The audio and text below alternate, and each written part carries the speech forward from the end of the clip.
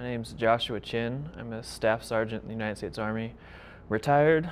I'm from Dublin, California, but stationed at Fort Carson in Colorado with 10 Special Forces Group, and I now live in Denver, Colorado.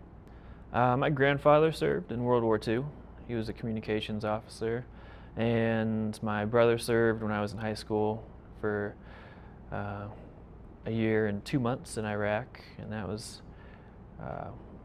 motivational to see because he was going through quite a bit over there while I was in high school, and it put things in perspective, what was important, and it was important to me, and I was happy to follow in my family's footsteps and try to do my best to support the country and serve.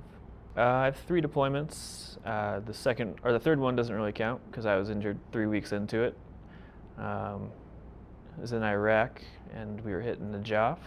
But we were stationed in Baghdad, RPC, which is a very nice complex. And 3 weeks later, I was medevaced out into San Antonio. So I was gunning the first Humvee in a 4 Humvee convoy, and we drove over an EFP with 5 steel projectiles with secondary explosives. And we were crossing over into oncoming traffic to go around a checkpoint. And so our Humvee took all 5, and they exploded inside of our truck, killed the driver, Staff Sergeant Frank Gasper.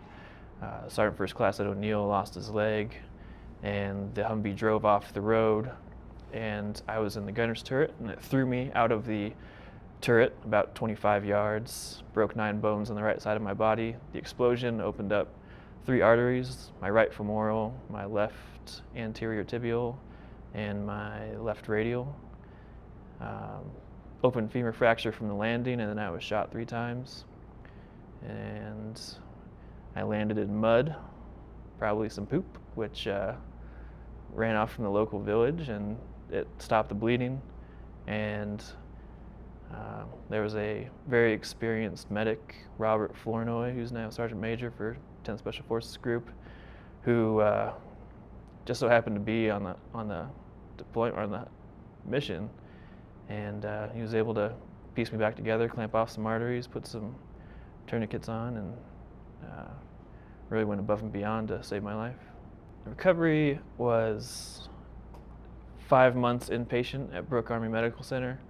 It took 3 months before I could put my chest above my leg. I had to lay down for quite a bit. First month I was pretty much in a chemically induced coma, and so that was nice. I had over 50 surgeries before I was discharged. Still recovering to this day. I'm gaining quite a bit of muscle strength back. They're working with the nerve. My right sciatic nerve was broken or severed during the open femur fracture, and there's a very, very established neurosurgeon at University of Washington Hospital in St. Louis that volunteers for some soldiers to do nerve reconstruction surgeries, and she's able to get back about 40% of my ankle, my right ankle, and that's probably the biggest struggle because a lot of the nerve pain resides in there, in my foot as it travels down. As I exercise, or if it gets cold or hot, the muscle shrinks or expands around the shrapnel because there's over 70 pieces of shrapnel on my legs.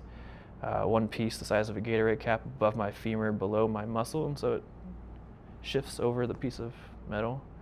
So there's obstacles, but in perspective, nothing too bad. I was very fortunate to be able to keep my legs. The doctors convinced me to not go with an amputation, which I was insistent on, but I'm thankful that they were able to discourage me from it because the leg I intended to amputate voluntarily is now my strong leg.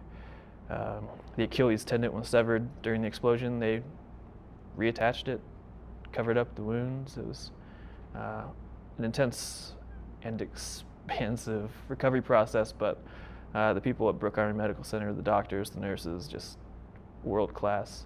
Some of the best in their trade. Very thankful to be at that hospital during my recovery.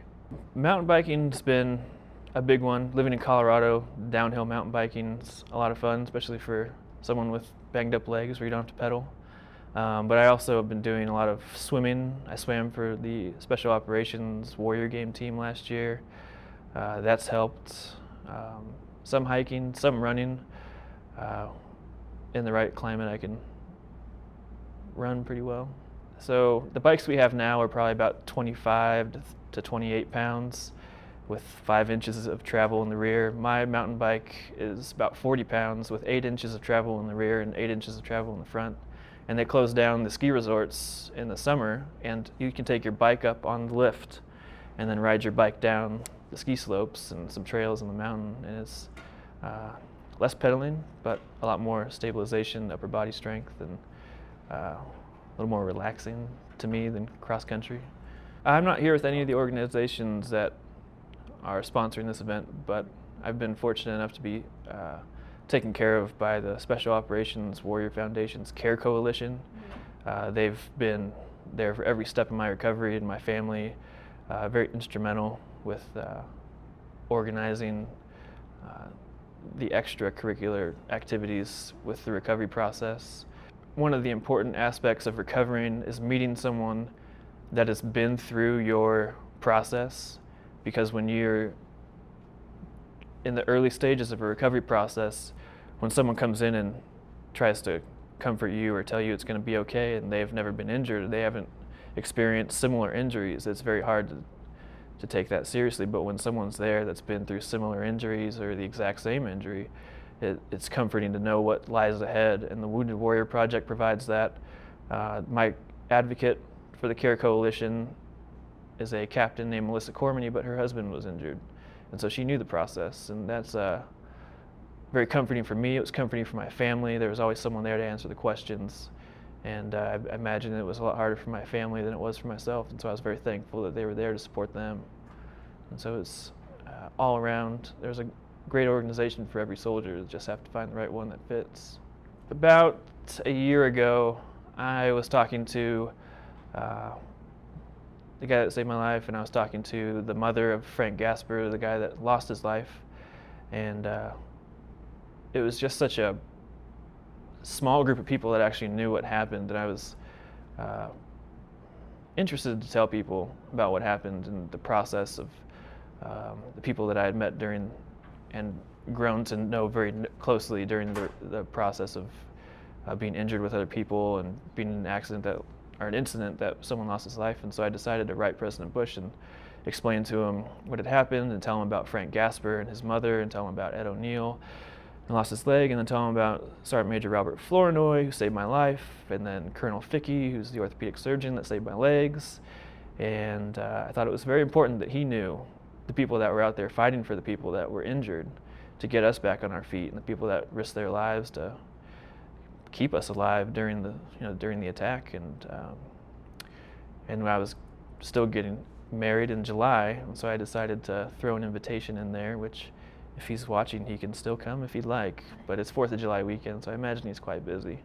And so I decided to write him, and within a week later, he had responded through a phone call, and I was a little awestruck, a little in disbelief, because I just didn't think it was going to happen that fast, or if anything would come of it at all. And he called me and had a very casual conversation, very down to earth, and I could tell he had done it before, because he had been very respectful and he knew what to say without sounding patronizing, or he just very reassuring conversation. I could tell that his heart was in the right place. And mountain biking came up, and he invited me to the W100, and here I am. I kind of snuck in the back door. So happy to be here. I'm very, very grateful for the opportunity to ride with him and fellow soldiers.